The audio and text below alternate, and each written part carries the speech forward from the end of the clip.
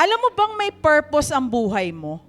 Sabi sa Ecclesiastes 12 verse 1, remember your Creator in the days of your youth, before the days of trouble comes, and the years approach when you will say, I find no pleasure in them. To remember our Creator is to live with purpose and meaning, and to choose wisely before life's trial comes. Kung mali ang foundation or decision mo sa buhay mo ngayon, maaaring hindi mo makamit yung pinapangarap mo na yan.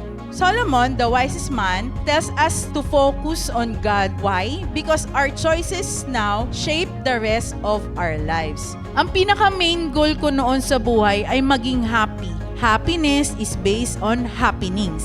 Masaya tayo ngayon kasi buhay parents natin. Wala tayong sakit, may trabaho tayo, magandang grades natin, meron kang bagong gamit. Pero paano kapag nawala lahat yon? Ngayon, ang kailangan natin sa buhay is yung joy.